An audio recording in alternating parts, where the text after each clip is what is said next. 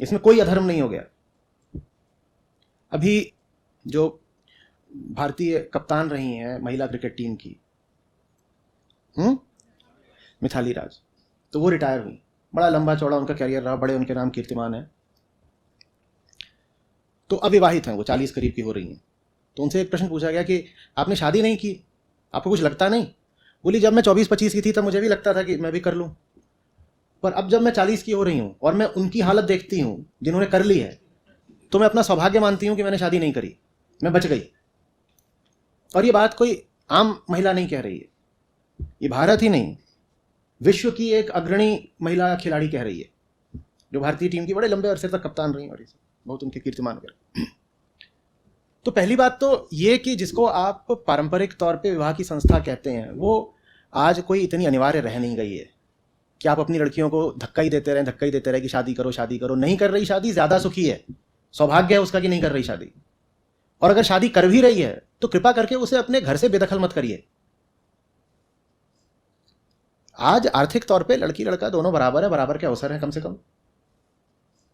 तो यदि बराबर है तो लड़का भी आ सकता है उसके यहाँ रहने के लिए, कुछ समय वो आ जाए रहने, कुछ समय वो चले जाए, बाकी समय दूर दूर रहो, अलग रहो, शांति रहेगी ज़्यादा। जरूरी है एक ही घर में घुसे हुए हो।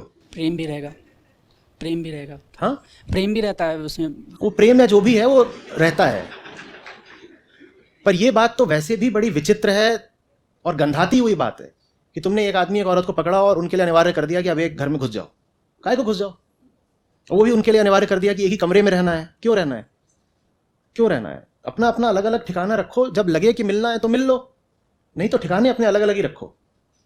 बहुत ज़्यादा दुनिया में कलह और क्लेश बच जाएगा अगर ये छोटी सी बात जवान लोग समझ लें। तुम्हारी निजता का बहुत मूल्य होता है। जैसे भीतर कुछ होना चाहिए जिसे कोई स्पर्श न कर सके, उसी तरीके से बाहर भी तुम्हारे पास एक जगह होनी चाहिए जो तुम्हारी है, जिसमें कोई दूसरा अधिकार पूर्वक घुसा नहीं चला आ रहा। हमें खाली स्थान चाहिए होता है, भीतर भी और बाहर भी, स्पेस जो हमारा होना चाहिए। मौत को याद रखना होता है ना। बीवी के साथ मरोगे क्या? जब मरना अकेले है तो जी अकेले क्यों नहीं सकते बाबा? अकेले जीना सीखो, दूसरे से उतना ही मिलो जितने में मधुरता बनी रहे। ये 24 घंटा लिपटा चिपटी और सूंघने में और एक ही दूसरे की शक्ल देखने में कुछ नहीं रखा है। इसमें सिर्फ सर फूटते हैं और जीवन नर्क होता है। जब तुम अकेले होते हो तो भीतर बहुत कुछ ऐसा है फिर जिसको विकसित कर सकते हो। दूसरा कितना भी निकट हो, कितना भी प्यारा हो, दूसरा दूसरा ही होता है।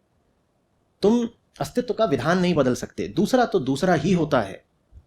हाँ, प्रार्थना है मेरी कि जो दूसरा है उससे तुम्हारा प्रेमपूर्ण संबंध रहे, लेकिन कितना भी प्रेम कर लो, दूसरा तुम्हारे लिए परमात्मा तो नहीं बन पाएगा, कभी नहीं बन पाएगा। दूसरा तो दूसरा ही रहेगा, एक साधारण सांसारिक प्राणी, चाहे वो पति हो, तुम्हारा पत्नी हो, कोई हो, माँ हो, बाप हो, कोई हो। तो ये यथार्थ याद रखना चाहिए।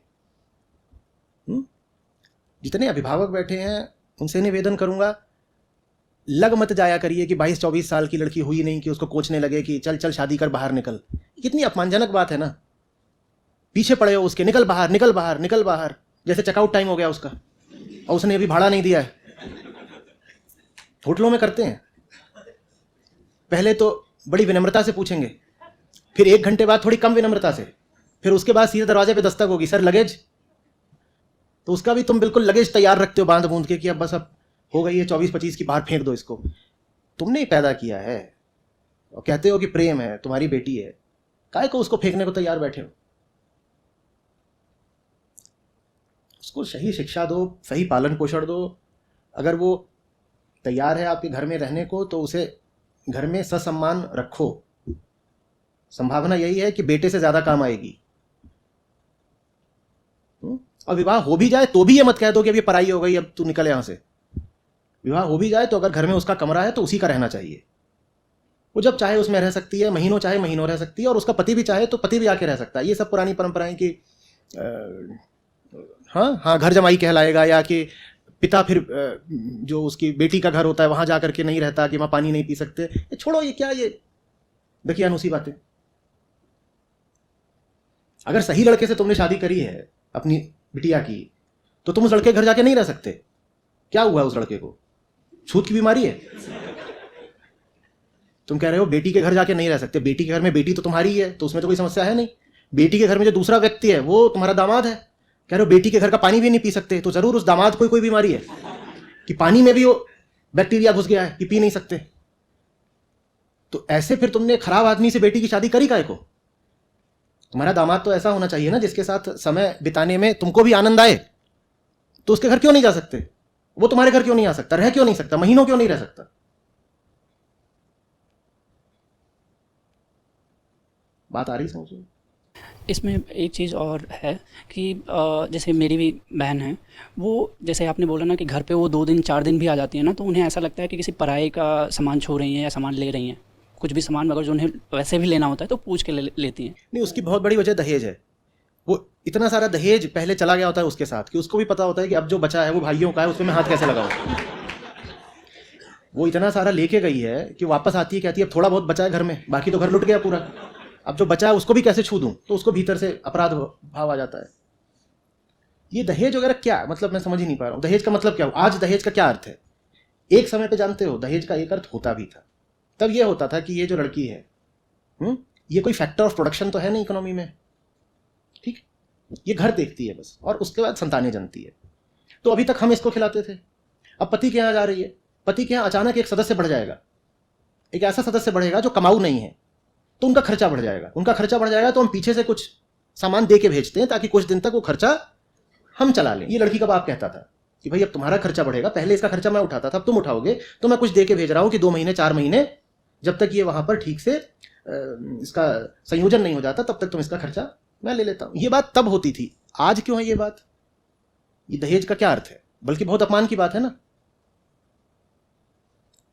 मैंने पूछा था एक बार, मैंने कहा था कि अगर कोई लड़की पैसा लेकर के किसी लड़के के साथ हो जाती है तो तुम कहते हो वेश्या, और लड़का जब पैसा लेके लड़की के साथ हो जाता है तो तुम कहते हो दूल्हा। ये बात कैसे ठीक है? तो बड़े अपमान की बात है कि ये तुम शादी कर रहे हो और उसके लिए कहो कि मुझे पैसा चाहिए।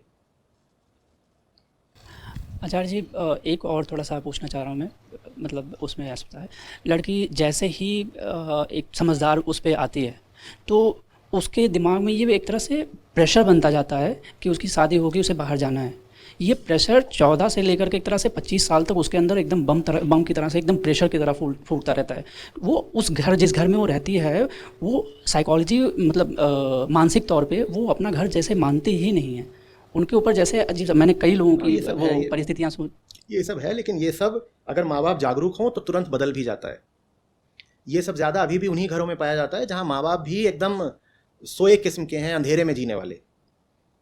बहुत बड़ी तादाद में अब ऐसे जागरूक घर निकल के आ रहे हैं जहाँ बेटियों को सम्मान भी है, आगे बढ़ने के पर्याप्त अवसर भी हैं, और जहाँ बेटियां पराया नहीं अनुभव करती। ऐसे भी घर अब बहुत हैं। धन्यवाद आचार्य जी।